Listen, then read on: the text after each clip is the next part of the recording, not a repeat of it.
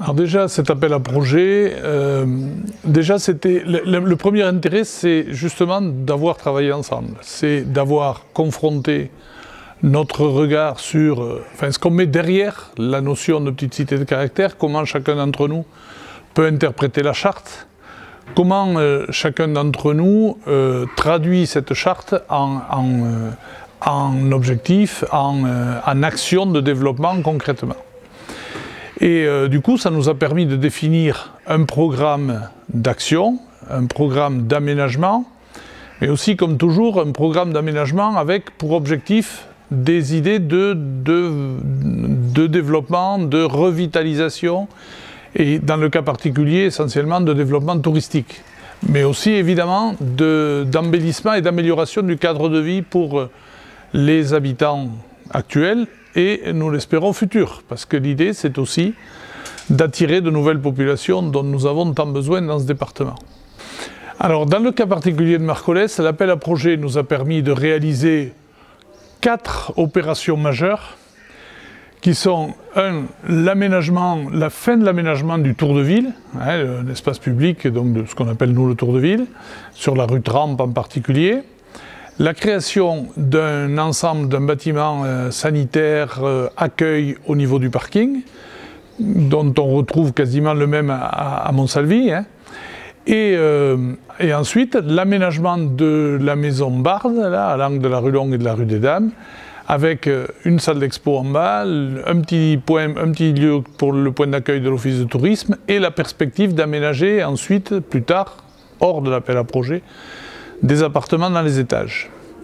Et la quatrième patte de cet appel à projet, c'est la restauration de ce qu'on appelle le foyer des jeunes, dans la perspective demain de l'utiliser comme une salle d'activité et peut-être de l'orienter vers la création d'une ce qu'on a appelé une roseraie, c'est-à-dire l'idée de développer le fleurissement et l'embellissement du village autour du rosier.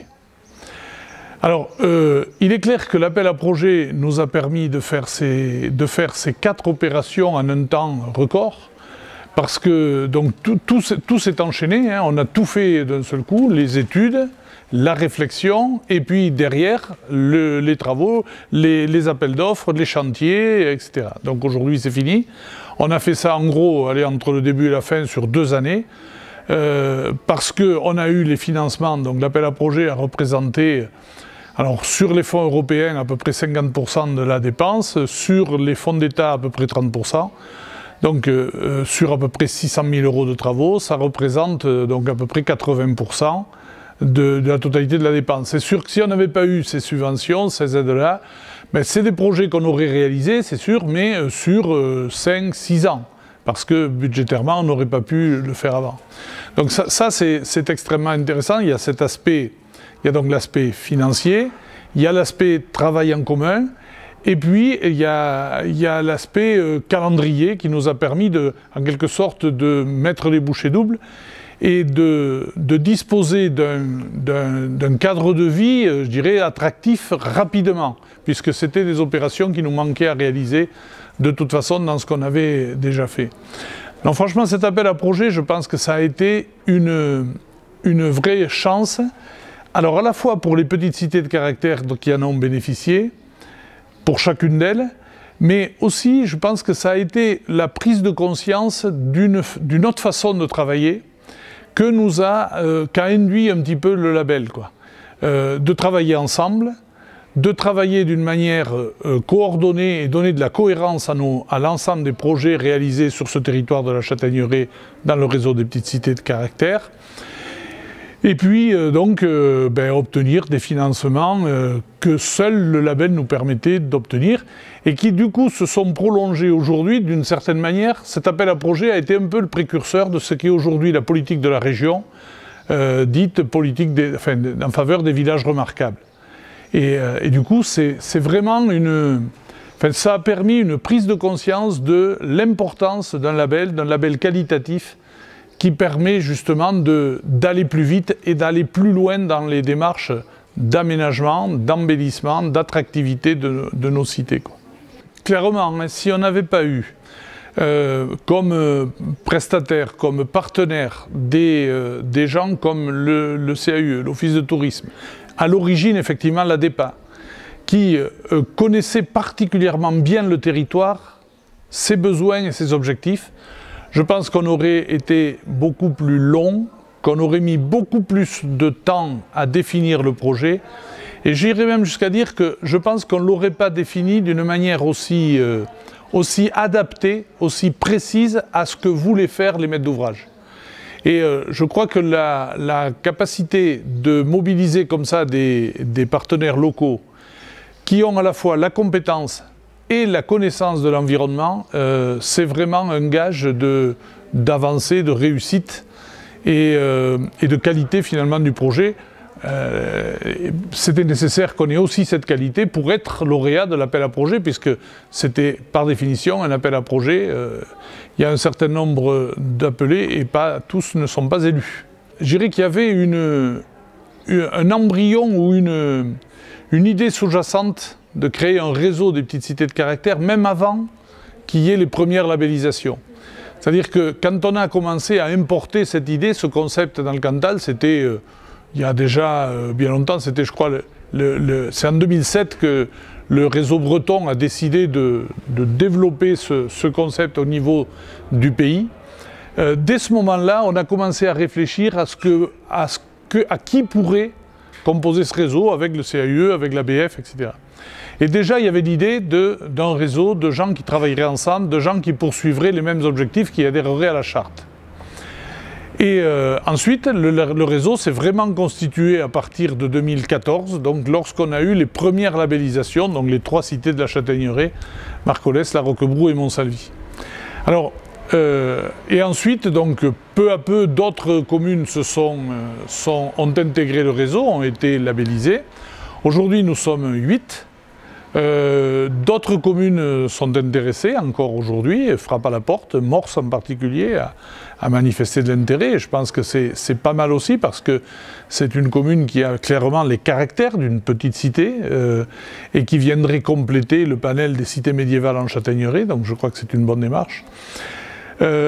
L'importance de ce réseau, c'est encore une fois de partager des expériences entre tous les membres. C'est aussi d'avoir une existence reconnue au niveau des partenaires. Ça compte pour le conseil départemental, ça compte pour tous les organismes qui s'intéressent à la vie du patrimoine et du développement touristique dans le Cantal, et aussi maintenant au niveau de la région, puisque la région Auvergne-Rhône-Alpes a décidé de développer ce programme de soutien aux villages remarquables dont les petites cités de caractère font partie. Au niveau régional, on est, je crois, aujourd'hui, au dernier compte, on était 32, je pense, avec un fort développement sur la partie auvergnate et beaucoup de choses à creuser sur la partie rhône-alpine. Mais avec des choses qui naissent aussi, et une idée qui fait son chemin en Rhône-Alpes. On a labellisé dans l'Ain, dans la Drôme, maintenant dans l'Ardèche, ça commence aussi.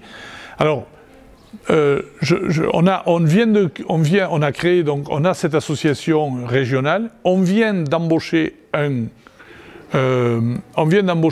coordinateur, une coordinatrice régionale. Je pense que c'était indispensable pour qu'on existe, pour que physiquement on soit identifié. On espère avoir des bureaux à l'hôtel de région à Clermont, de façon à ce qu'on ait une véritable reconnaissance, une véritable envergure au niveau de l'ensemble de la région.